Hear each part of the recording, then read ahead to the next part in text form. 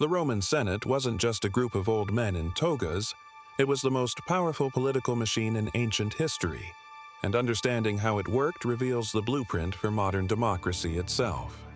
Picture this. 600 of Rome's most elite citizens gathered at dawn in a marble hall about to decide the fate of millions. The Senate controlled Rome's treasury, commanded its armies, and shaped foreign policy across 3 continents. But here's what's shocking. They had no formal power to make laws. Their strength came entirely from prestige and influence. When the Senate spoke, Rome listened. Not because they had to, but because these men were former generals, magistrates, and the wealthiest citizens in the empire. Senate meetings were theatrical spectacles. A presiding consul would open with a speech, then senators debated in strict order of seniority. The most experienced spoke first, the youngest last. And here's where it gets wild. There were no time limits. Any senator could talk for as long as he wanted, filibustering proposals to death by speaking until nightfall when meetings had to end. Sound familiar? The United States Senate borrowed this directly from Rome. Voting was equally dramatic. For minor issues, senators used voice votes or raised hands. But for crucial decisions, they physically divided the room, walking to opposite sides to show their position. Every vote was public, every stance recorded.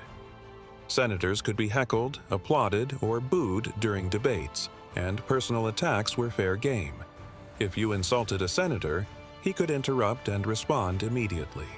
The Senate's relationship with emperors was a deadly dance. Technically, emperors needed Senate approval to rule. The Senate could declare an emperor legitimate or brand him an enemy of the state, but emperors held the real military power. This tension created constant political intrigue. Julius Caesar was assassinated by senators in 44 BC because they feared he'd become a tyrant. The conspiracy involved over 60 senators who stabbed him 23 times in Pompey's Senate house. During the crisis of the 3rd century, over 50 men claimed the title of emperor in just 50 years. The Senate recognized only half of them as legitimate. Power struggles, assassinations, and civil wars became routine. Emperors who lost Senate support often lost their lives. But here's the Senate's greatest legacy. It proved representative government could work on a massive scale. The Roman Senate lasted 1,500 years, longer than any democracy in history.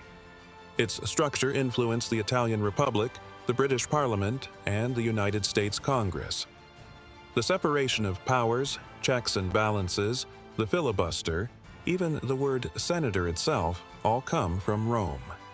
The Senate controlled public buildings, oversaw extreme criminal cases, and managed Rome's relationships with allied nations.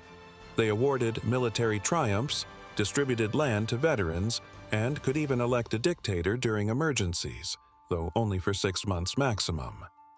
Understanding the Roman Senate means understanding how power actually works. It shows us that influence can matter more than authority, that prestige can outlast armies, and that the structures we build to govern ourselves echo across millennia.